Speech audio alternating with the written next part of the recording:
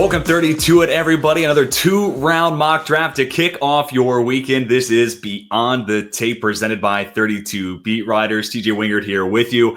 And today, again, we have a very special guest. I am so pumped up. I've been following this guy on Twitter forever. And now we get to talk in person, or, so to speak. We get to talk and collaborate in a video here. So it is my pleasure to welcome to the podcast Fantasy Life's NFL Draft Analyst, Thor Nystrom. Thor, how's it going, man? Appreciate you taking some time. It's going great, man. Thanks for having me here.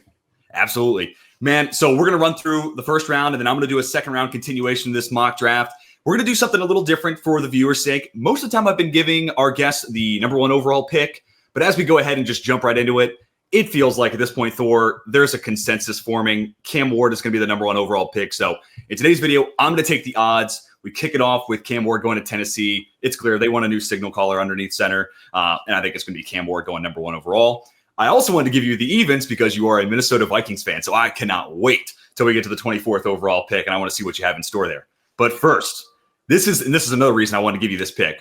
We kind of assume Cam Ward's going 1, so really the draft starts here at 2. So I'm very curious to hear your thoughts. What are you thinking the Cleveland Browns do here at number 2? I'm going to go with Shadir Sanders. The Browns clearly have a quarterback plan. It's even been reported that they told Myles Garrett whatever that quarterback plan was prior to the signing of his contract extension. And I think that very well may be picking one with the second pick. Now, Kirk Cousins, that thing is obviously out there in the ether as well. Kirk Cousins was recently spotted at a Chipotle in the Cleveland area if we're hunting it down detective style. But I'm gonna give them Shadir Sanders, and they might go with Shadir Sanders even if they consummate a trade for Kirk Cousins. 100%. And really, you look at, even if they do bring in Kirk Cousins, him and Kenny Pickett, it's very similar to what the Giants are doing, right? Let's just get a couple guys just in case. And if we don't get our guy, then so be it. We'll be able to go into the year and have some decent in air quotes, play for a single year. So I'm actually really glad you did that because I am with you. I think they're going to ultimately take him. I think Kevin Stefanski's worked with skill sets like Sanders has and had great success. And also they got a dome coming in a few years. So, the weaker arm for Shadir Sanders, not that I think it's a complete liability, but it is probably, average to below average. That kind of gets minimized a little bit once you get inside, the dome and take away some of the elements there in Cleveland. And then ultimately, I think you're spot on with that too, because it kind of feels like the Giants have prepared themselves. They've kind of braced for this inevitability that Sanders goes number 2 overall. So I'm going to have Travis Hunter be the pick here at number 3 overall. They could use help at receiver. I know they brought, Darius Slayton in, and Malik Neighbors is a stud, and you got Wan'Dale Robinson. They also need help at corner, and they kind of get the perfect remedy here. On top of that, this is kind of tough for a draft analyst to talk about because who knows what goes on in the mind of a millionaire. But you got to think like John Mara's we lost Saquon. I need a guy to sell jerseys. I need someone to be the face of this franchise. If it's not a quarterback, let's go get Travis Hunter. So I'm going to go Hunter here at 3. Yeah, I think that's right. And you have the GM and the coaching staff there that people were expecting to get fired this offseason that are on the hottest of seats heading into next year. And they took care of the quarterback position, at least in the short term, by signing Russell Wilson and Jameis Winston. And Travis Hunter is one of the few prospects you can look at over the last 20 years where you can start to make an argument for him as a non-quarterback, qualitatively similar value to a quarterback, because you're knocking out your CB, you're getting your CB1 for the next decade. And then the situational receiver guy as well. I expect him to play between 40 to 50% of snaps on offense as a rookie. And what an incredible compliment he would be for Malik Neighbors. And it would be the first time the Giants have an interesting passing offense since Eli Manning retired. And look, if it's Russell Wilson, Travis Hunter's got awesome ball skills. I just put out my receiver rankings. I don't know how many guys sub 6'1" I've seen with ball skills quite like Travis Hunter. And we know what Malik Neighbors can do stretching the field too. So in a lot of ways, those are 2 guys that kind of fit in with the moon ball way of life for Russell Wilson. And I'm with you, spot on there. And on top of, Joe Shane, Brian Dable. In a lot of ways, I was saying, they kept their job to go draft a guy. Maybe there's a world where these veterans get them to an improved record, let's just say in around 500. And maybe that's enough to lobby for a chance to draft a guy in 2026. We don't know really what that class is going to look like. It's always grass is greener on the other side when we're at this point of the year, but maybe that's just enough for them to fight for one more year. And then this is the dream scenario. If you're the New England Patriots and Abdul Carter falls into your lap, sprint the card in. I know they need help at offensive line. I know they need help at receiver. I think we can get a guy like maybe a Jaden Higgins top of the second round to help bolster that room. They did just bring in Stephon Diggs. So even if you want to go offensive line, maybe it's Ariante Ursary. I think there's going to be options for New England there at the top of the second round. Go best player available. I don't think Harold Landry stops you from taking Carter here at 4. No. Yeah, and New England, they brought in so much help on the defensive front. They were either first or second in the NFL in free agency money spent. Right. But that being said, I mean, whether it's Carter, whether it's Travis Hunter, if the scenario is very easy, if you're a Patriots fan, what you're rooting for 2 quarterback picks in the 3 slots ahead of you. Because then obviously you will be guaranteed either Travis Hunter or Abdul Carter, whoever it is. This is a quick card turn in. Or the only thing I would be entertaining here is if someone beneath you is offering a boatload to move up. But yeah, I mean, the Patriots, this would be an easy decision with Abdul Carter. Yeah. Hey, look, if Dan Morgan from Carolina is like, hey, I'm willing to sell the farm to go get an Abdul Carter, hey, then I'll move back 4 spots and I'll take, Will Campbell, whoever you like there. For sure. I'd be willing to make that call. I think the other side of this trade coin that could break down for New England, I don't want to take the 24th pick away from Minnesota because you're here, but the Vikings only 4 picks in this draft. I think it makes a lot of sense for that team to flip spots, right? Minnesota trades back to New England. New England moves into the first round and takes Josh Simmons, Josh Connerly, whoever that, mid to late first round tackle of their preference might be. So I also wanted to throw that out as an option, but I give it to you, the Jags, right here at 5. I have a feeling I know where you're going to go here. It feels like it's maybe the chalkiest pick in the NFL mock draft cycle this year, but what do you want to do here with Jacksonville? Well, I thought I had the evens, but I'm actually happy that you're giving me the floor here because I'm actually going to advocate here for an outside the box pick. Okay, let's go. And this is not, I did not do this. I did chalk in the mock draft that I put out a day or two ago, but I spoke with, I guess we'll just call it an NFL source within the past couple of days. And that conversation led me to think about Jacksonville's situation different. The way, of course, I have been thinking about it, I think is the way most people are thinking about it, of like, you went out and you added all these guys, but the one position you didn't touch was the interior defensive line, and you obviously have a need there. But the point that was made to me was you released Evan Ingram, you got rid of Christian Kirk. Look at the dearth of offensive weapons there. Yes, I mean, you have Brian Thomas, but between the receiving core and include the tight end position in that, you don't have a ton there. This is obviously too soon, or at least I believe so, to take a wide receiver. Liam Cohen is the guy who is pulling the levers there. Liam Cohen, he wants a dude who can advance the ball.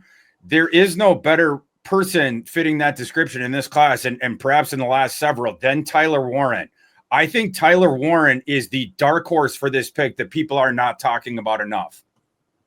All right. Tyler Warren's going to be the pick here at number 5. You are certainly shaking it up. And I like Brenton Strange, but when you compare grades, Brenton Strange, Tyler Warren, they're not necessarily close whatsoever. So no, and you're gonna run your fair share of 12 personnel offense there. And those guys know each other's game because you have the Penn State connection as well, right? Like, but yeah, Warren is just your move piece. You're gonna, move him all over the place. So play him in the slot, shift him into the backfield. You do some of the Wildcat stuff with him around the goal line that Penn State like to do. And he's working with his old buddy from Penn State. I don't know if they had any overlap, but it might have been the year that Strange was leaving was when Warren was coming in. But yeah, I mean, I think that would fit well. And again, a dude who's just going to advance the ball for you. Like, that's a guy that would greatly help Trevor Lawrence. Like, people forget this, but you go back to Trevor Lawrence's draft class that year in the lead up, the one quasi thing he got nitpicked for is very little. It was a lot of fawning for Trevor Lawrence. But if you were going to nitpick him, the thing people nitpicked was there was a lot of empty calorie manufactured stuff in that offense. And the guy they did it for was Amari Rodgers. Now, obviously, that was what it was. But if you got Trevor Lawrence, a good manufactured touch guy near the line of scrimmage that's going to help with that, that's also going to pull up the defense. You're going to get your manufactured yards for free. And then that is going to give you spacing down the field for Brian Thomas. And then you have the field stretcher on the other side and Gabe Davis.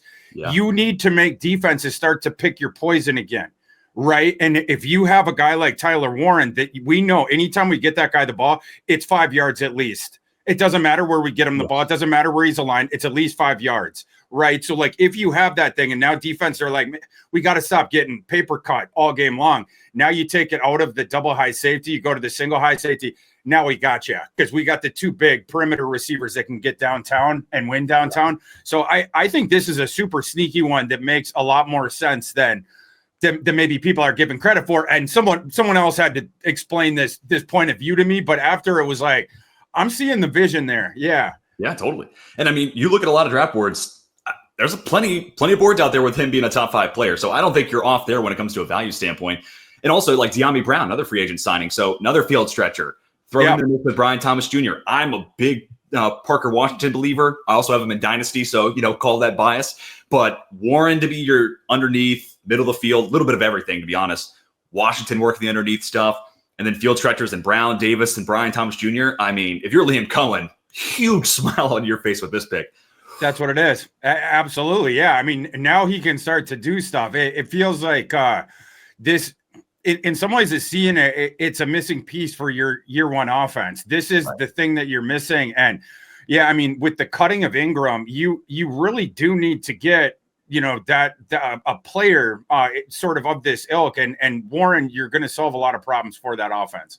And look, if you're trying to find the breakout for Trevor Lawrence to steal, a point from a friend of the pod, Mike Renner. No coincidence that the best quarterbacks over the last 2.5 decades, Brady and Mahomes, they've had the 2 best tight ends of that time period, Gronk and Kelsey. So maybe Warren could be just that for Trevor Lawrence as you look to see him break out. I'll be quick here. I'm going to go Ashton Jeanty. I went back and forth with Ted McMillan. I do think there's, I've been playing around with like 2 different 3-round combinations in my mind for the Raiders. Is it Jeanty here and then receiver or corner at the top of the second, receiver at the top of the third? Maybe you could also go Tet here, one of those Ohio State running backs for Chip Kelly in the second, and then go, something else, a corner in the 3rd round, maybe Darian Porter's there. But I'm going to stick with it. I'm going to go Ashton Jeanty here. This is Pete Carroll DNA. They have a good offensive line. So I think I'm not the world's biggest, proponent of running backs in the 1st round, let alone this early. But also Jeanty's pro day. I mean, good Lord, this guy looks like he's almost like a Terminator. So I'm going to go Jeanty here. I think it fits Pete Carroll and got a quarterback in their mid-30s. I think this kind of matches the identity and the timeline of what this team's at right now. I would agree with that. Yeah, I mean, it makes a lot of sense. And I do think that discussion probably in this scenario, it would come down to Jeanty or against McMillan. Yeah. But like based on both the history of Pete Carroll with Marshawn Lynch in Seattle, and then the procession of running backs that he had at USC, I mean, this is it's a part of his ethos.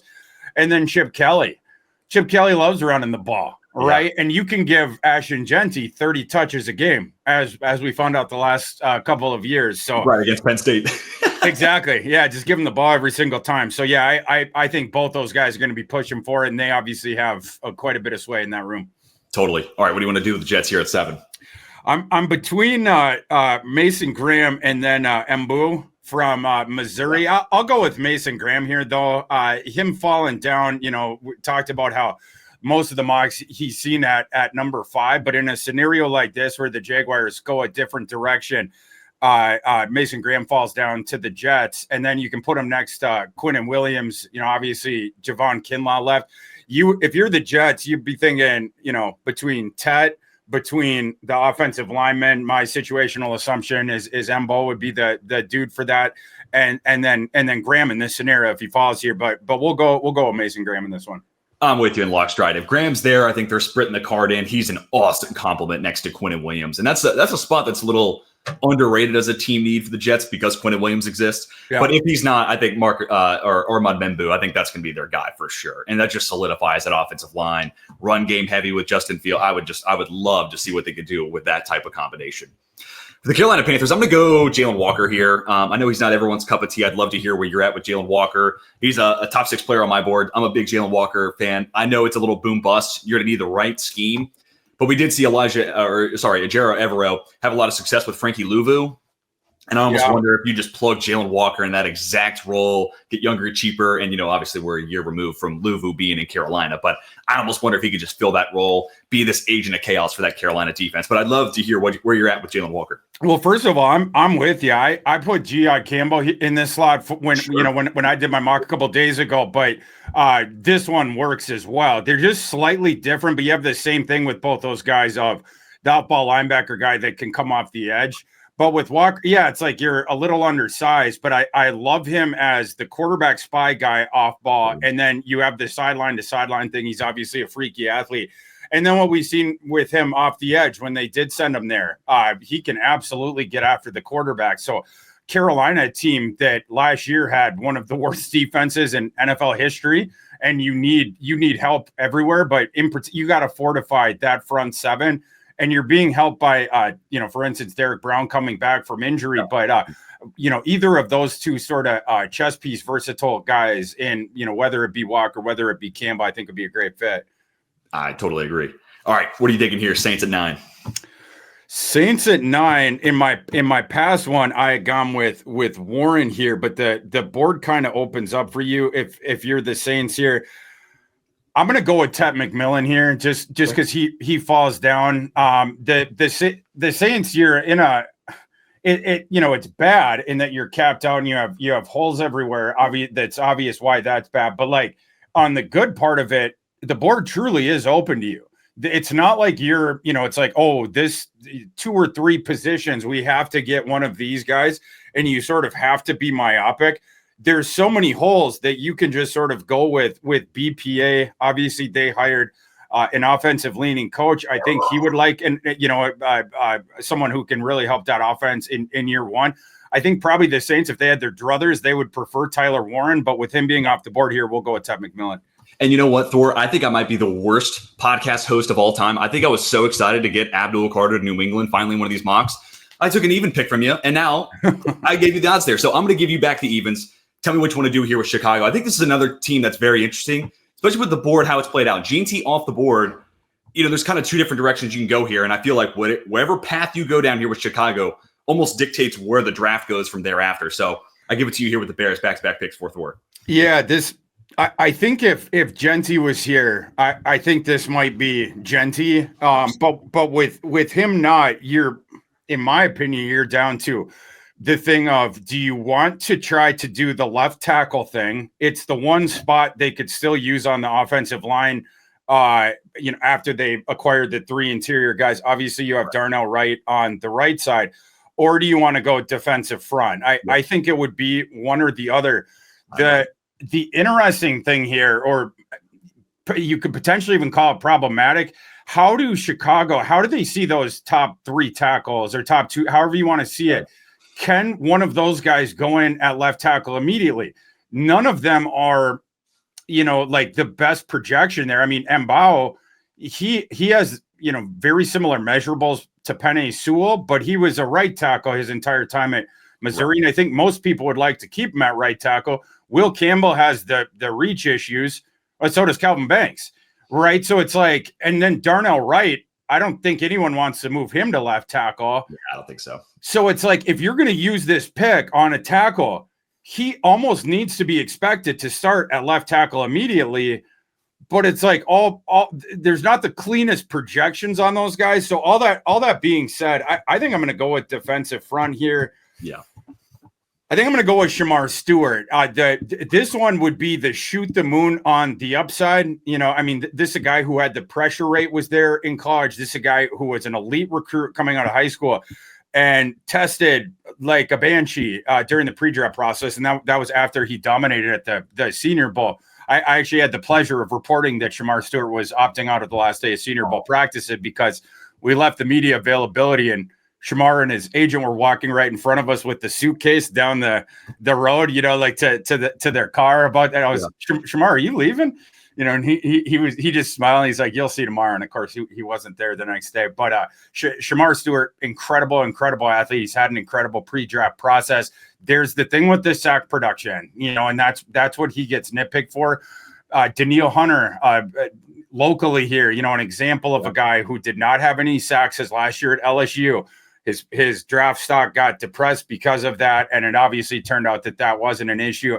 The guys who have the high pressure rates and they have the athletic profile, but for whatever reason the sacks aren't there their last couple of years of college, I tend to give them the benefit of the doubt on that. I'm doing that with Shamar Stewart. If the Bears do it as well, he is absolutely in play here, so we're going to go with Shamar Stewart. He's the number 10 player on my board, so you nailed the value in my eyes. And this is what I did last week in a mock with Dalton Wasserman from PFF. I think this, I mean, who knows? Maybe it was Mickey Loomis and maybe it's no Dennis Allen, but I have a hard time thinking Dennis Allen had no say in a lot of those toolsy, traitsy defensive linemen that were drafted during his time there in New Orleans. I got to think this is a dude that Dennis Allen would be pounding the table for. I don't think Dayo Odedingbo stops you from making this pick. I love this fit a ton. And that brings us to the San Francisco 49ers. This is another team I would love to see Shamar Stewart go to. Just Chris Karusic, a great defensive line coach. Get him that toolsy, traitsy guy. I think, oh, man, there's a couple of different names I could go with here. I'm going to do something a little different. I'm going to go Will Campbell. Okay. You said it. He goes to the pro day, and now it's 33-inch arms, but his wingspan got an eighth of an inch shorter. Someone explain that to me. I don't know how that happens, but nevertheless, I do have him as a guard at this point. I think the wingspan is just prohibitive. But if you're telling me you get a left side of Trent Williams and Will Campbell, sign me up for that. He tested fantastic at the combine too, so I think he's a plug-and-play option there at left guard, and just keep a strength to strength right there in San Francisco. Yeah, and I think offensive line is right there. You got some issues there, and obviously they've torn down some other aspects of their team, but that's a coaching staff that knows if you have a struggle bus offensive line, it doesn't matter how good of a play caller you are. Yeah. Right. And it doesn't really matter how good your skill guys are either. So they need to build back up that offensive line. It's an existential problem right now. So yeah, I definitely lean. It's not just one guy. They need multiple dudes to have a acceptable NFL offensive line next year. So I'm with you, man. I think this first pick is going to offensive line unless they make a swing for a skill guy, because they have some needs there. I've even heard that I don't know if you never know in draft season what's true or not. I heard that they might be interested in Genty as well. I don't think Genty's going to get to them, because at first I was like, with McCaffrey, but they do play that positionless football. Yeah. So theoretically you could, but I mean, barring that, really, this is the draft for them. You should just eat your vegetables. You sort of need to eat your vegetables, guys. 100%. And plus, if you're going to make Purdy a $60 million a year guy, let's make sure he can stay upright, right? So let's go ahead and get them that insurance policy in Campbell. Dallas, this is a fun team. I was, if it was you and Ted McMillan made it here, I think that's a great fit. But what are you thinking here for the Cowboys? Yeah, this is an interesting one with McMillan off the board, with Genty off the board. This is the scenario of do the Cowboys reach up for a running back? I know that there's been some chatter about that. I think that would be a big mistake in this class that is so deep in running backs. I think this is way too soon to grab the second one. And then you badly need a guard there. Mbo, he played the 3 years at tackle. Would they do that? That seems weird to me as well. Let's see, edge, and then cornerback as well. So you have some of that stuff. I'm going to give them Will Johnson from Michigan, a guy who's been falling down boards a little bit, but I think the value would be really good here. And in lieu of being able to get one of those skill guys and put, in lieu of Will Campbell as well, I think it's a harder projection with Mbo. I think he would be able to handle it, but just because that's all he played in the SEC, I'd rather keep him at right tackle in the NFL. So I think Will Johnson, with the way that the board's fallen for Dallas. Yeah, and honestly, if you went Mbo there, I'd almost just say, could Terrence Steele slide inside? Or is it ultimately just a pathway to move on from that contract that I think they're regretting right about now? But Will Johnson's a fun one too. Can we move Deron Bland back in the nickel? And then it's a trio of Diggs, Johnson, Bland. I mean, good Lord. Pretty good. That's a nasty trio. I would love to see that. Miami Dolphins here. You could go Mbo.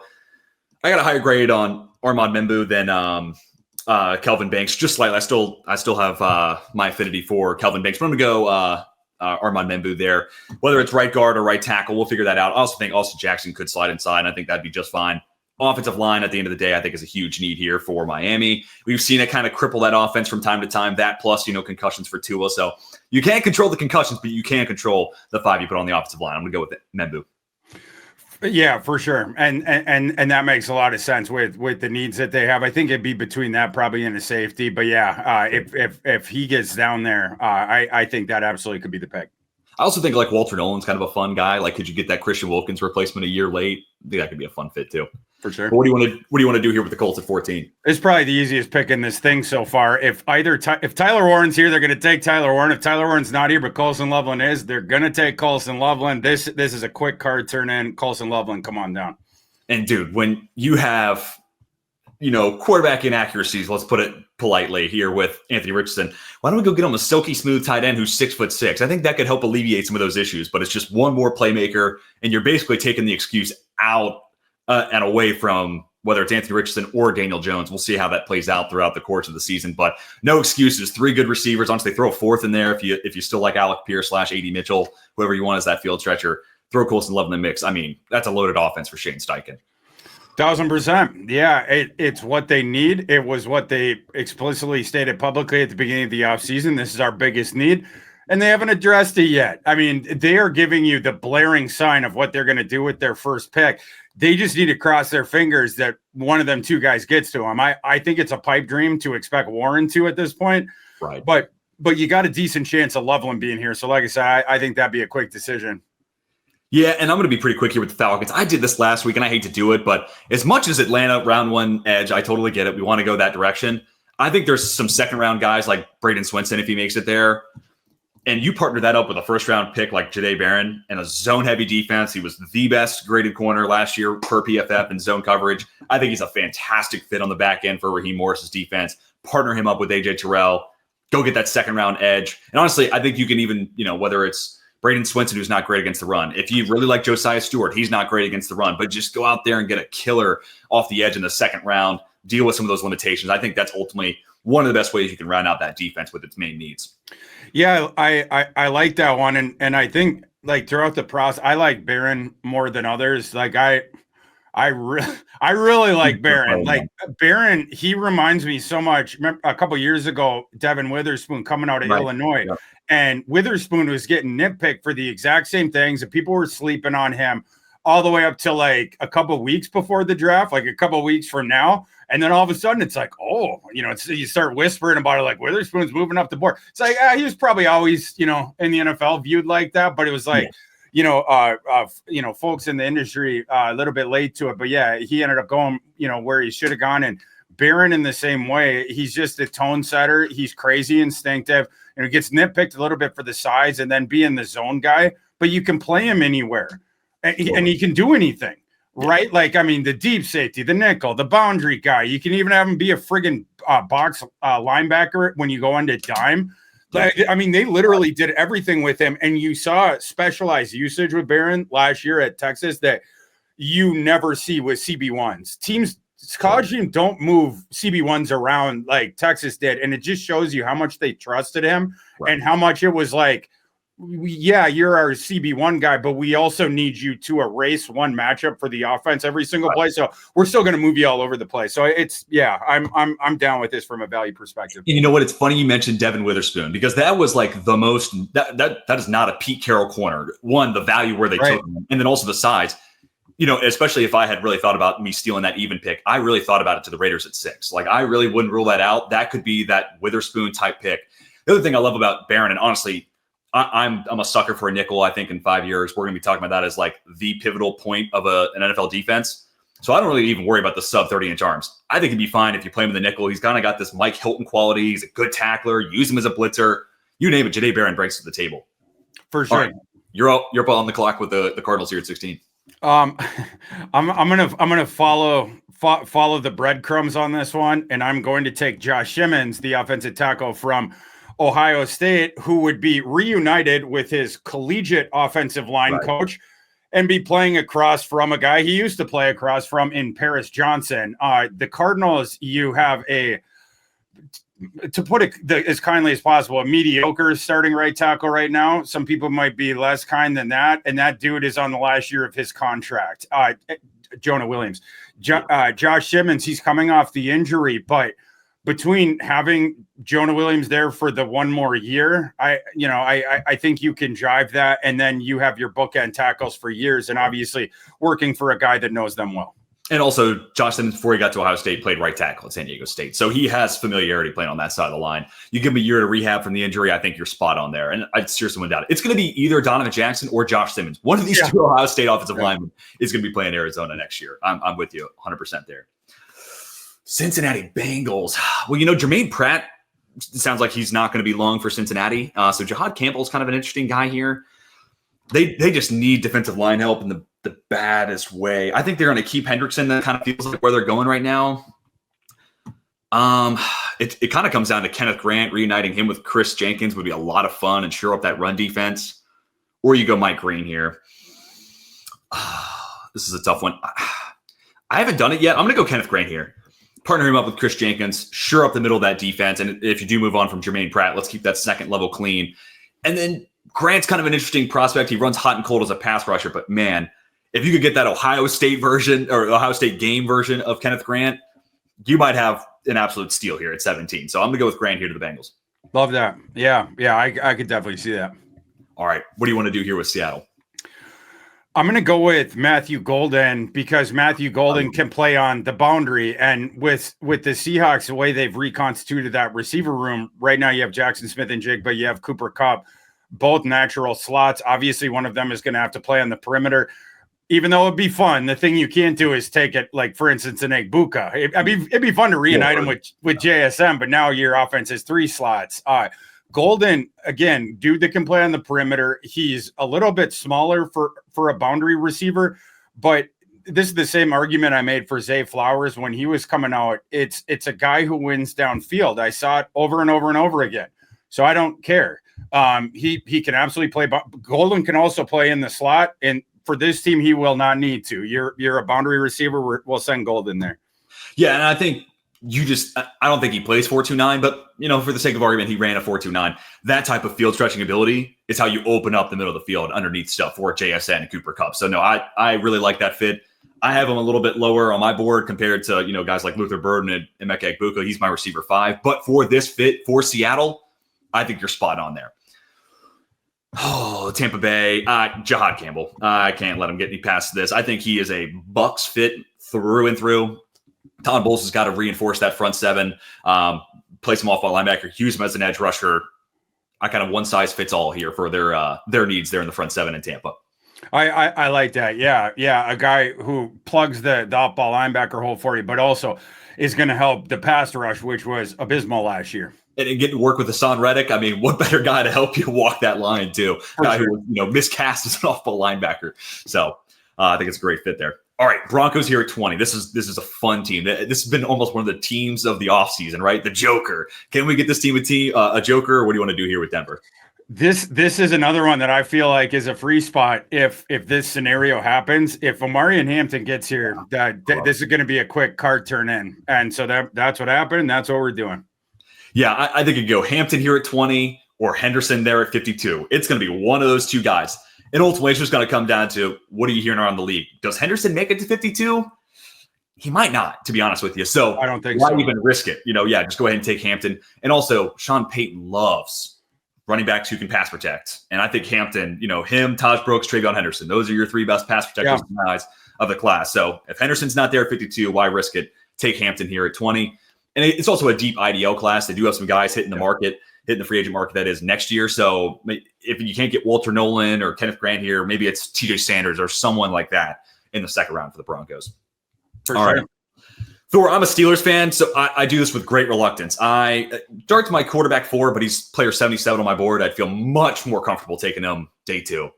But I think the Steelers are going to sign Rodgers, and then Dart's going to be QB3 for that first year. They're going to allow him to get a learning curve. Obviously, he doesn't have a whole lot of experience playing under center. That is a big component of the Arthur Smith offense. So I almost just think they're going to draft him here at 21, give him a redshirt year behind Rodgers and Rudolph, and then we'll see. Maybe they get a second year out of Rodgers. It's another redshirt year. But I don't love this, but I do kind of feel like this is the direction Pittsburgh kind of working in. So I'm going to go Jackson Dart reluctantly here at 21.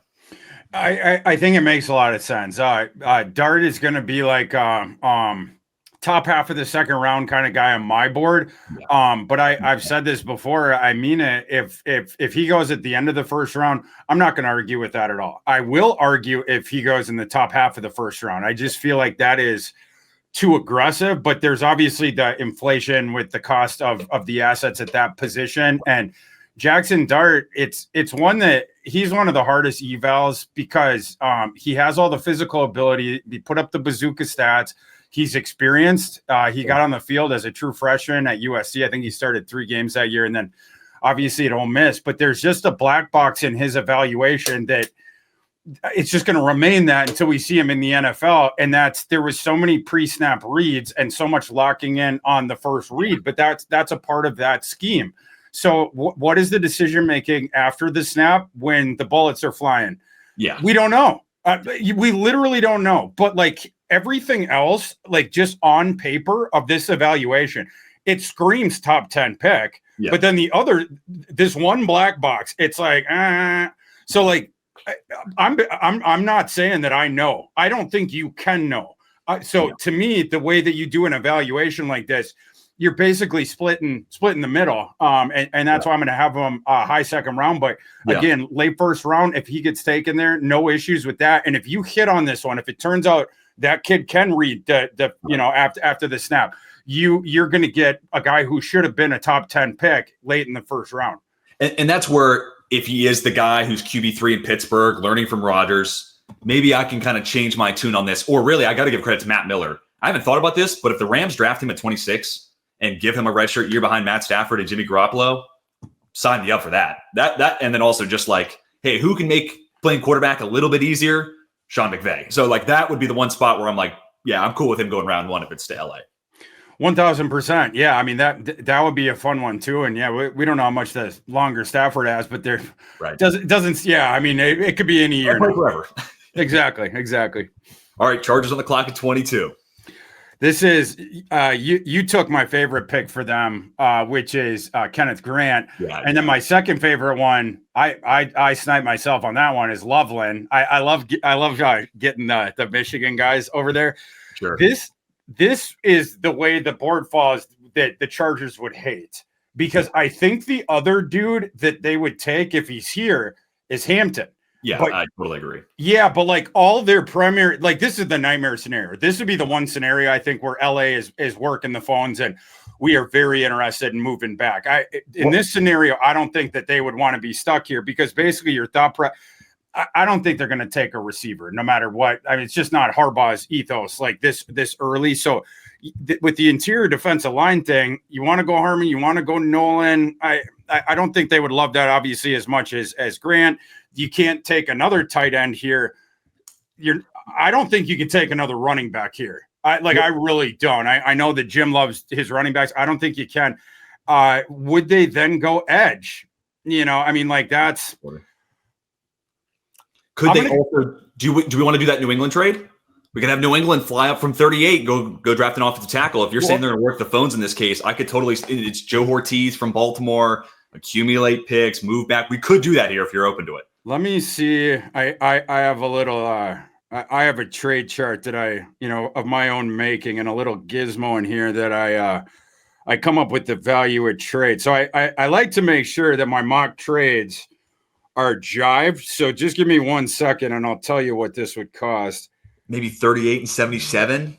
You got it in third. It's 38.69, and then New England needs to give a little bit more. But the 77 is a little too much. Let's see, 105 probably gets us there. Yeah, that's what it is. So it'd be 38.69 and 105 for 22. Do you think New England does that? They still got a lot of holes to address. So it just comes down to how bad you want that offensive tackle. That's a tough. What do you think? I would almost lean towards no. Okay. If it was just 38.69, I think they could do it. Yeah. I don't know if they'd give up 106 as well, but you still have 77. You go get a tackle, then receiver at 77, or maybe you hope Stephon Diggs is your kind of cure-all there. Hope Javon Baker. You know what? Let's do it. Let's do it. I'm going to throw him at 106, and then just for the sake of balancing the scales a little bit, I'll have the Chargers send back 209. To give New England a pick and kind of scratch that itch. And then what offensive tackle do you think New England likes here? If they're moving up to 22, or do they get the receiver? Maybe that's in mind.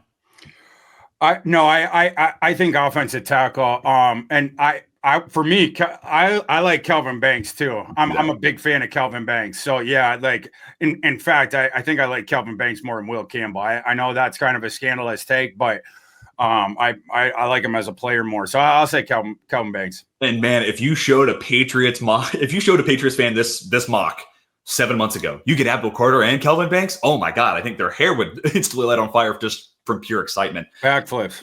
Yeah, and 100%. And then let's just say that this new coaching staff gets a little bit more out of Jalen Polk, Javon Baker, because all of a sudden that plus Stephon Diggs, that might look okay. Plus you got Pop Douglas, who's a good football player there too. So I like it. And like we said with the Chargers, if you don't love your options, move back. That's totally a Joe Ortiz type of play. Yeah, for sure. Green Bay Packers. This is a tricky one here. I kind of feel like Donovan Ezra-Who's their type of guy. Walter Nolan kind of fits what their interior defensive line desires. But you know what? I think I might go back-to-back offensive tackles here. I could totally see a world where they're looking to improve upon Rasheed Walker. I'm going to go Josh Connerly Jr. I still like Josh Connerly Jr. I'm not ready to – I kind of feel like the media soured on him. I thought he had a good Senior Bowl minus the 1 rep at right tackle where he got blown up by Mike Green.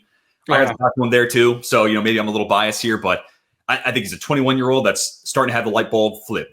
He mentioned to us, it kind of just clicked for me. Hand and feet coordinated movements. It all just started to make sense for me. And if this guy's 21 and starting to make those adjustments and starting to figure it out, experience in zone, experience in gap, good mover, I think this could be your upgrade over Rasheed Walker and then really solidify that offensive line. I know they've done some stuff this offseason. I know they brought in some guys, but I still don't know if they have a true great left tackle on there. So I'm going to go Josh Connerly Jr. here. I like it. Yeah. I'm down. I agree with everything he said. And they're not going to go receiver first round. So Packers fans, don't blame me. Blame their ownership / their GM / their way of doing things. But here we go. This is the moment I've been looking forward to. Thor, what are we thinking here with the Vikings? Well, your primary positions in need, it would be an interior defensive lineman who essentially initially would be the backup for all three positions, be a heavily used rotational guy because they signed the 2 other interior defensive linemen to play next to Harrison Phillips. So, theoretically, you're 3-4, you do have that front set, but Flores loves to do the rotational thing. So it would be a used guy year one. That's one option. Left guard is another big one. Right now, Brendel is the projected starter there. You could do better than that. In this case, that would be Gray Zabel. The offense for the defensive line in this scenario, it'd be either Nolan or Harmon. I hear that the Vikings really like Harmon, so like that's probably who I'd lean as far as the interior defensive line. But this scenario is interesting because the other need is in the secondary, both potentially an immediate start cornerback. It's not going to be this scenario though. Jahdae Barron's the guy that I would be looking at for that potential. If Will Johnson falls here, that would be in play too. But this scenario is sort of unique because in almost all the other ones, you have at least one safety off the board, and there's no safeties off the board right here. Harrison Smith is coming back for one more year. It will probably be his last one. And Brian Flores loves his safety play about as much as anybody. I'm going to go with Nick Manwari here. Nick Manwari is a physical freak. Everybody knows that, 6'3", 220, and he had the freakish combine testing. But I don't think people realize what, it's like, oh, yeah, okay. So he tested like a freak. He's an awesome player. He was a first-team All-American last year at South Carolina. This kid can play, and just a freakish athlete. The versatility Flores can do is shifting around kind of stuff with him. I'm going to go with Manwari here. Man, I thought you were going to go Starks there. You fooled me. Yeah, I'm a little bit cooler on Manwari. But you can't tell me he's not a super soldier. Like, this guy pumped that serum into his veins. 6'3", 220, running sub 4.4. I mean, this guy is an alien. And one of the places he could go, because him and Jalen Walker to me are just boom bust. It's going to take the right DC. Holy cow. Him and Flores defense, that's the right DC. So I'm totally on board for it. I think him and Starks, they both make a whole lot of sense there. Houston Texans. Oh, man. I've been looking to go interior defensive line for this team for so long. I do think they can do that in the second round. I'm going to go with Emeka Egbuka. I have Burden ranked a little bit higher, but the built-in chemistry there with CJ Stroud is too good for me to pass. Inside-out flexibility. We don't know what Tank Dell is going to be, which sucks to say because # fun to watch. Like, Tank Dell epitomizes that. But I'm going to go Igbokwe here just as an insurance policy, give some Nico Collins reinforcements there. I love it. Yeah. And I like the Ohio State connection there. You get your baby blanket back. So yeah, I'm a fan of that one. All right. Los Angeles Rams. What are we thinking here at 26? So in my mocks, every single time I give the Texans Gray Zabel, just because the interior offensive line there and they need a couple, but him being here for the Rams, I might be leaning that direction. Zabel, he would be a guy who could help you. Well, I mean, initially you could either try to get him to start on the interior, but the long-term play would be you're taking over for Havenstein after next year, right? They re-signed the left tackle, Alaric Jackson. Havenstein is back for one more year. Havenstein's going to be gone after that. So yeah, let's give him Gray Zabel. I think this is good value here. And if nothing else in year one, he greatly helps your depth there if he doesn't steal one of the interior starting spots. But like I said, long term, you found your long term right tackle. That's interesting. I have not heard anybody plead the case for him at tackle, but giving him time, I think that could work out. So I actually like that a good bit. And also, even if it's not that, I still think center, like Bo Limmer was fine for a 6th rounder, but if you have to add that caveat, and then Coleman Shelton, who they brought in, that's the guy that every Chicago Bears fan was looking to kick to the curb. So I also think there's a world where he could just be like an ass kicker at center for this team. So really, it's kind of who's your best 5 and where does Gray Zabel kind of fit in the mix? He can kind of spread the sugar. For sure. And Limmer can play guard as well. He did at the beginning of his career at Arkansas. So he's got that versatility on the interior. Zabel, in my opinion, has close to 5 position versatility. I mean, maybe you'd say 4, maybe you don't want to put him at left tackle in the NFL, but you would have a lot of versatility there. So you're covered injury anywhere. Awesome. Let's get to the Baltimore Ravens. I've been looking to make this pick for a long time. I'm going to go Malachi Starks here. Marcus Williams just was not it at free safety. And I love Kyle Hamilton as a slot player, Notre Dame fan here. So a little bit of bias, but I also think that allows you to move Marlon Humphrey outside. That kind of fills the void left by Brandon Stevens. He wasn't that great last year anyways, but I think this is kind of how you reconfigure that secondary to make it all kind of fit seamlessly. So I'm going to go Malachi Starks to be that new free safety in Baltimore. I love that. Yeah, I that's a good pick. All right, Detroit Lions here at 28. What are we thinking? A lot of edge rushers on the board. I got a feeling you might be leaning that way. We were going at the edge rusher. This would be the Detroit would love this.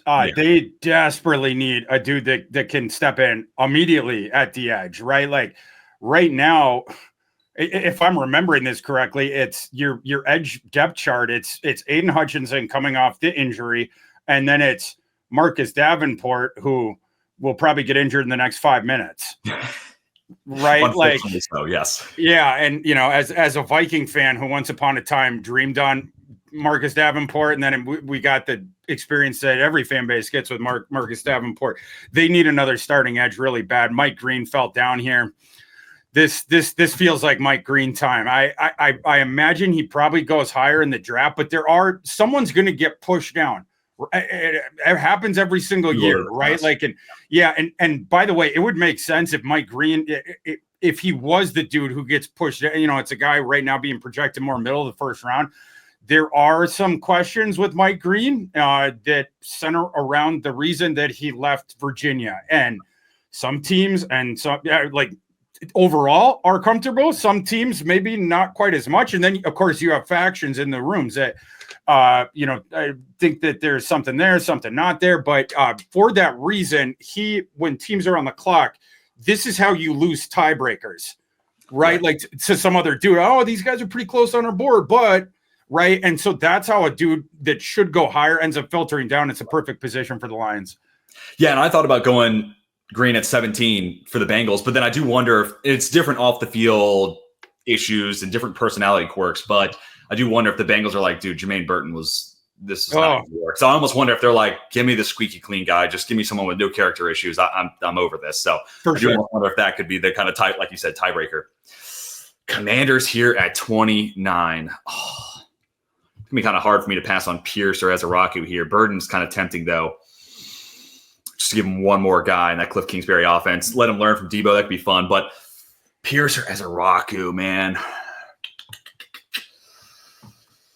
What do I want to do here? Or Michael Williams still out there too.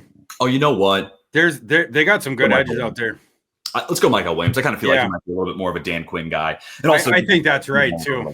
Yeah. Like Washington, like I go on the Washington radio sometime, and like every time we talk about edge, because they'll ask about edge right away every single time, and then whoever you're talking, they always make the point of, is it a two-way edge? Because we need a two-way edge. Like they're always saying the two edge. And like Pierce, I love Pierce as a pass rusher. Like Pierce reminds me so much of Brian Burns, but he's a one-trick pony, right? Sure. Like you do not want Pierce on the field most times for the pure running down. And so like if you want the two-way guy, that's Williams. If you're at Georgia and you don't keep the gap integrity and you don't do the edge, right, hold the edge there, you're not going to be on the field. That's why Travon Walker's counting stats were down when, there was that whole discussion a couple of years ago and some of these other guys. But I think Williams would be a really good fit for what they need and for the scheme that he would be entering here.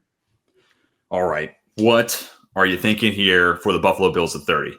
Man, are we going to get an edge run here? Yeah, I think we're about to get a pretty mean edge run. Yeah, I think that's where the value is. And heck, we were talking about him, so just have the music keep playing. We'll pop James Pierce here. There you go. I do think that James Pierce should go higher because his one trick is one of the more valuable things in the NFL. It's being a hindrance to passing games. They're a pest to the passing game or whatever.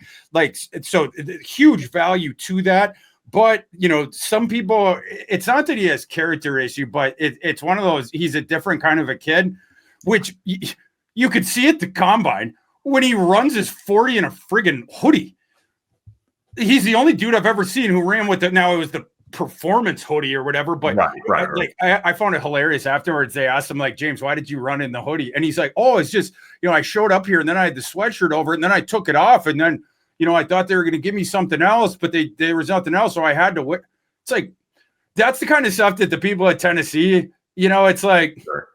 James, come on, man. But when you get him on the field, it's that speed rushing and the first step and the propulsion and the bend around there. Like, he's going to get after quarterbacks for you from day one. And hey, if you run a 4.4 in a hoodie, let's see what it looks like without the hoodie. Right? Exactly. Ooh, Kansas City Chiefs here, man. I don't know if I'm fully ready to give up on FAU, but I do like Ezraku as a prospect more than him, so I am kind of tempted by that. But what I think I'm going to do here is go Walter Nolan. Him next to Chris Jones would just be, that'd be fun. Awesome. So I'm going to go Walter Nolan there. And also, I'm just, let me just double check my big board. But he's in the top 15. I'm a big Walter Nolan guy, so I can't let him get out of the first round. Also, I can't let him get to Philadelphia. I can't put that burden on the NFL. No, I like that. That's good. I like that. All right, round out this first round, Thor. Where do you want to go here with the Eagles? Honestly, I think Ezraku, Burden, Harmon, these top three guys that I'm looking on the PFF sim, like slam dunk fits there for Philadelphia. Yeah, that's kind of what that's where I'm at.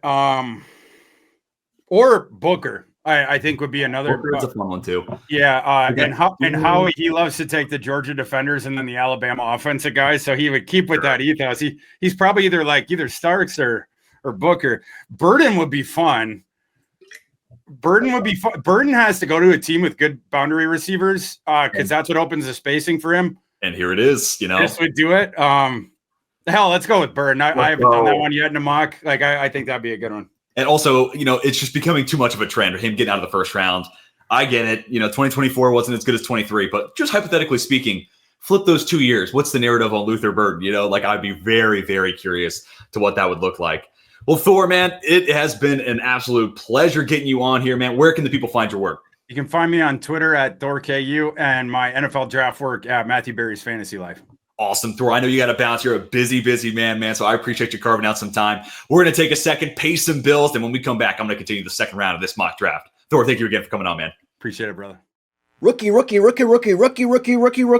It's all about rookie talk in fantasy football right now. So why not go use all that knowledge to do something other than a mock draft? Chris Jimino won $8,000 with just 2 teams last year, and each draft took 5 minutes. That's pretty good ROI. You can start doing rookie drafts for money today on Fast Draft. The Origins tournament is live. It is the place to go and monetize your knowledge of rookies and use your favorite player profiler host's promo code for a $25 deposit match. Now let's go start drafting faster. And we are back. Let's jump right back into this mock draft. So I'm going to flash up your picks so we can remember where all these teams are at. The Cleveland Browns, we pick them up. Shedeur Sanders, the pick at number 2 overall. Where do we want to go here? I think Nick Scorton.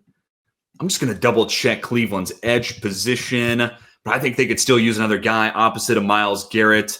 Isaiah McGuire, toolsy, traitsy guy. Shout out to my guy Alex from Hail Mary Sports, but I'm going to go with Nick Scorton here, man. I think that could be a really fun fit. I do think stand-up edge rusher might be a little bit more ideal for him, but a little bit more hand in the dirt there for that defense there in Cleveland. Then we get to the Giants. We took Travis Hunter. It kind of sucks that we got Jackson Dart off the board. I do wonder if that could be the developmental guy for them. I'm a Tyler Shough guy, so I'm going to go Tyler Shough here. Like we said earlier, this is a regime that needs to win quickly. And I do think Tyler Shough has that capability. And maybe it's just the number 9, but I do almost see a little bit of Matt Stafford, the arm angles, good arm, one of the better arms in this class. There's a little bit of Carson Palmer in there as well. Posted a really good time in the 40. Overall, really got a really good combine for Tyler Shough. I know I'm higher on him than a lot of people. He's my QB3, but I do wonder a room of, Jameis Winston's making $4 million a year. He's a backup, but Russell Wilson, Tyler Shough, I think that's a really solid quarterback situation there for, again, Brian Dable needs to win. Joe Shea needs to see this team get some W's. And if they can also attach themselves to a rookie quarterback, that might give them a little bit more of a lifeline for years to come. Tennessee Titans, they moved on from Harold Landry, so I'm going to go Donovan Ezeraku here. Him plus Cam Ward, that would be a slam dunk 1-2 combo there for the Tennessee Titans. Jacksonville Jaguars, they go Tyler Warren, so this is real easy. Derek Harmon staring you straight in the face. We didn't go Mason Graham. Let's go give him the best defensive interior on the board, and to me, that is Derek Harmon, just ever so slightly over Darius Alexander. Like I said, if I didn't realize that I had accidentally taken the even pick here from Thor with the Raiders, I probably would have gone Jahdae Barron, and I think I might do that for a future mock. Just, something out there I don't think a lot of people are talking about. But instead, with the corner still on the board, we got a good corner crop. Trey Amos is a guy that I still really, really like. So I'm going to go Trey Amos here. He was a good interview at the Senior Bowl as well. So I like him too. I think he's getting better in zone coverage, which I think also will help Patrick Graham. He kind of mixes it up at a high level there on the defensive side in that Vegas defense. So I think he's starting to become a guy that can be versatile for Patrick Graham. All right, that's right. We had the Chargers move back. Whew, tricky spot we put ourselves in for the Chargers. Ooh, Tyreek Williams. I like TJ Sanders a little bit more. Darius Alexander's my IDL 5, but I do wonder if Tyreek's just that Poona Ford replacement that they'd be looking for. So I'm going to go Tyreek there at pick number 38. We get to the Chicago Bears. I don't think the Saints are going to go draft running back at 40, so I'm going to pass on running back just a little bit longer. Shamar Stewart. Where do we want to go? You could go Ariante Ursary here. I think that's kind of a fun fit for that defense.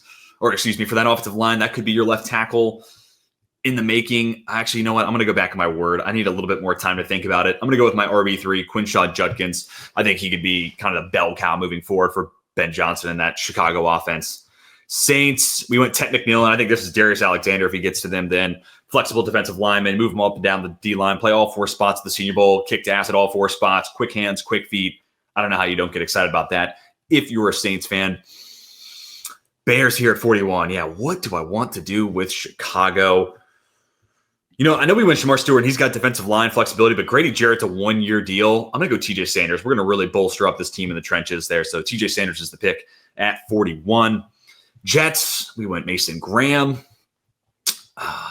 What do we want to do here for the Jets? Ooh, could this be a Jaden Higgins spot?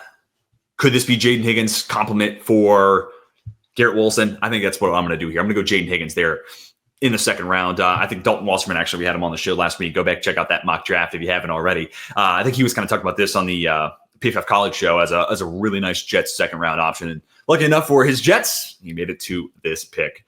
49ers, we went with Will Campbell, given some interior offensive line reinforcements. Do you think corner could be something that's in play here? I also think defensive line. Yeah, I almost think, do we want to go edge or defensive interior? This has been another one where if TJ Sanders made it here, that'd be a whole lot of fun. I think it's a little early for some of these guys. Alfred Collins is a fun one. Alfred Collins is another really good idea there for the Jets there at 42. He could be that kind of John Franklin Myers replacement. As I say that, maybe we'll take him here at 51. What to do with the San Francisco 49ers? Princely Uman-Mielen. Let's go Princely Uman-Mielen. I think that's a really fun. Actually, we're Braden Swinson. Swinson or Uman-Mielen. I'm going to go Swinson, actually. Got him ranked just ever so slightly higher than Uman-Mielen. They're just one spot removed, but I'm going to stick to my board. I'm going to go Braden Swinson. I think that'd be a really fun ad opposite of Nick Bosa. Dallas Cowboys, we went Will Johnson. That's right. I do think interior offensive line is a place to go. And Tyler Booker, I know you got Tyler Smith there at left guard. So we are asking Booker to flip over to the other side, but I think it's going to be just fine. Actually, now I think about it, Schottenheimer, that's a mostly zone offense. So I kind of don't love that fit. Ooh, Donovan Jackson's fun.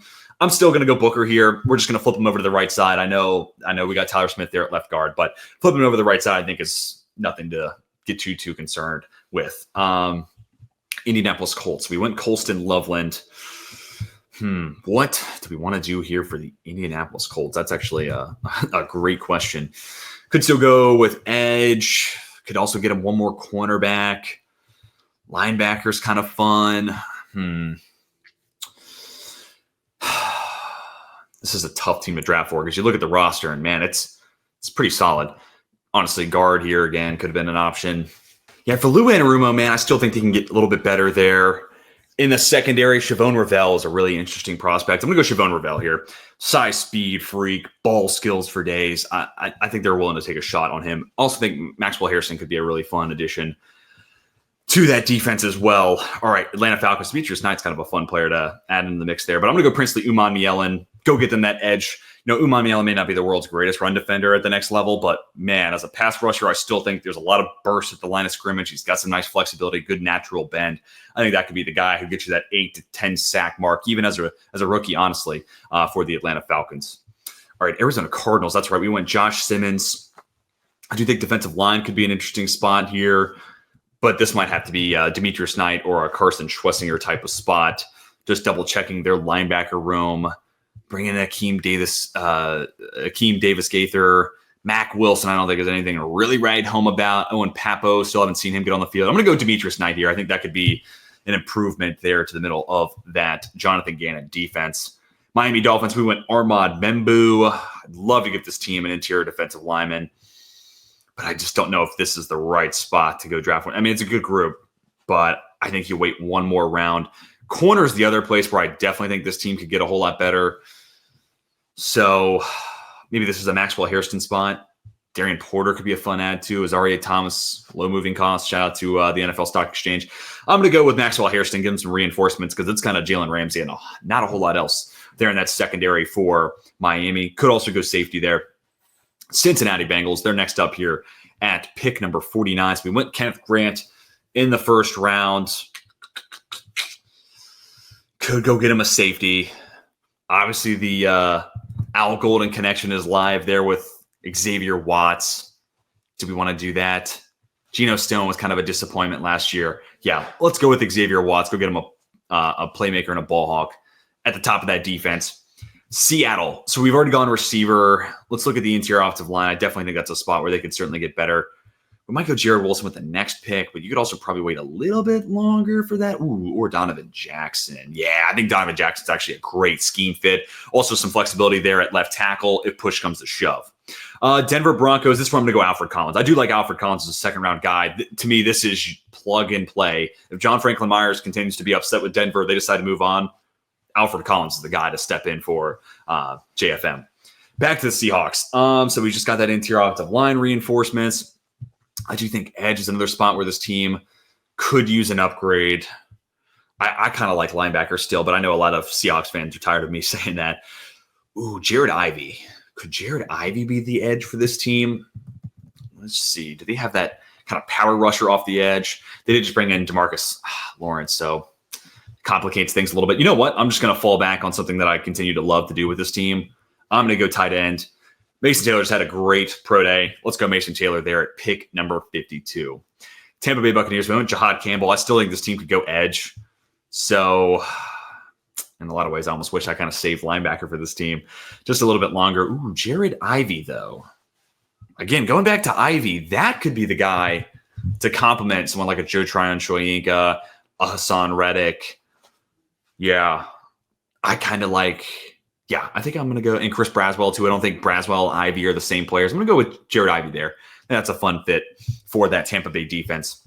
All right, Green Bay. I know a lot of Packers fans hate when I go offensive tackle in the first round. I've done that the last couple of mocks, but now we get here at 44, Alec Ayumanor or Jack Bash. I'm going to go Bash just because Ayumanor does have a little bit of drop issues. And to me, like if you're going to get rid of Christian Watson, I don't want a guy who, yes, size, speed, freak, he kind of does check that box, but also the drop issues. I don't want to have the same problem there. So reliability, that's the word that immediately comes to mind with a guy like Jack Bash. So that's going to be the pick there at pick number 54. Chargers back on the clock. We went Tyleik Williams just a little bit ago. Man, does this have to be Alec Ayumanor? I think it kind of does. We go Alec Ayumanor, outside, X-receiver, field stretcher, and also just a more well-rounded receiver than a Quentin Johnson. So Ayumanor on the outside, Ladd McConkey working inside and out as the Z. Sign me up for the Z and Sly, that is. Sign me up for that. Buffalo Bills. We gave them James Pierce. I would have loved if Tyleik Williams could have made it here. You could go CJ West. To me, that's a little rich. And also, like, even if you don't get, him here, Jordan Phillips in the third round is a great run stopper for them. Jamari Caldwell could be that run stopping guy. I know a lot of Bills fans did not like me going Kevin Winston Jr., but dude, he is just a fantastic scheme fit. As is Darian Porter, though. So I'm going to go Darian Porter. I think this team can get some reinforcements there in the secondary. Great natural ball skills. Yeah, and that zone-heavy defense plus his size, sign me up for that. Carolina Panthers, you're next up here at 57. I'll take a quick peek at receiver, but honestly, I don't necessarily love the guys there unless you're trying to find, is Jalen Noel is he your Adam Thielen replacement? Maybe, but I'm not sweating that too much. Defensive back, you could go get this team another corner. Carolina Panthers, what do we want to do here? I don't hate corner. And honestly, Benjamin Morrison, this team might have the appetite to go take that risk. Yeah, after thinking about it a little bit more, I don't think Mike Jackson stops you from taking a corner. Just comes down to you on Azareye'h Thomas. Ultimately, his pro day 40 was not great to me. I'm willing to take a risk here on Benjamin Morrison. And if he comes back healthy, 2 hip injuries for a guy that plays the way he does, that's a little concerning. But if he's healthy, I don't know, big if here. And JC Horn's healthy, again, if. That's a nasty man coverage tandem there. And I think you can get away with a lot of stuff there if you're the Carolina Panthers. Houston Texans here at 58. Again, I'd love to give this team interior defensive line, but ultimately I think interior offensive line is going to be the way we have to go. You could also go Ariante Ursary and make him your left tackle in the waiting. Jonah Seven-Iea, Wyatt Milam, both those guys also really do fit with their needs on the interior offensive line. Titus Howard's going to play at left guard. You could also go Seven-Iea and potentially play him at right tackle. So I'm going to go Jonah Seven-Iea, a guy I've been pretty high on throughout this entire cycle there. So I'm a big fan of Big Jonah S there. That is. Baltimore Ravens with Malachi Starks. That's right. I do think edge is in play. This is another team that honestly, you know what? Let's go guard. I think this could be your Wyatt Milam spot. And I also do like Tate Ratledge just for those wondering. Ooh, or Ariante Ursary, injury insurance there, potentially for Ronnie Stanley. That's tempting. I also think this is a sneaky team for Donovan Jackson in the first round. I totally think they could take Donovan Jackson if Malachi Starks is not on the board there. Yeah, I'm going to go Wyatt Milam. He's got experience in zone, gap, good mover. I think him next to Tyler Linderbaum is actually a lot of fun. Couple of country strong guys right there. Detroit Lions here at 60. This is a team that also would really appreciate Jonah Seven-Iea or Wyatt Milam coming back and falling in their lap. I almost wonder if they're just not going to let edge be what cost them. And I know I've done this in a handful of mocks, but just doubling up. Oh, Jordan Birch. I got to get Birch in more second rounds. I'm going to go Jordan Birch, heavy set edge guy. And that's the other thing. Mike Green, shorter arms. Aiden Hutchinson, shorter arms. I almost wonder if Jordan Birch is that athletic edge setter, run defender type that you could rotate in with those guys. All right, next up, Washington Commanders. Michael Williams. We got him a couple of, 2-down guys there. Let me take a quick peek. I do like corner for this team, but let me take a quick peek. Caleb Johnson with Brian Robinson Jr. That could be a lot of fun, man. That could be a whole lot of fun.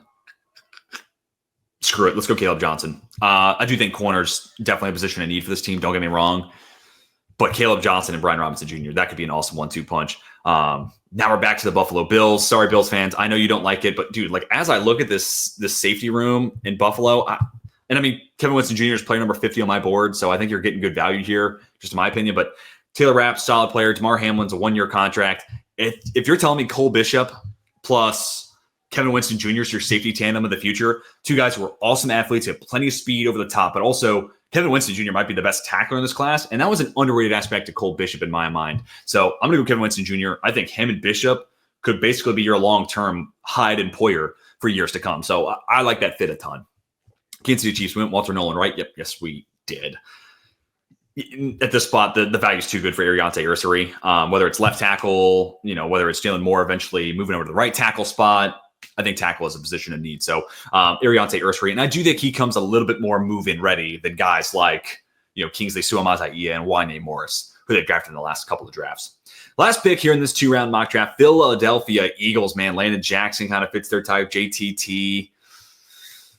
I feel like I got to go Cameron Williams, though, just because that is like the ultimate Howie Roseman kind of fit. Draft that guy, let him be the Lane Johnson replacement. And the fact of the matter is, like, Cameron Williams has first-round talent.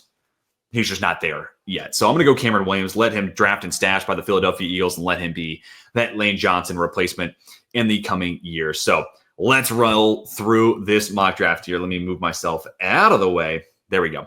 I'm going to go ahead and scroll through all of these picks.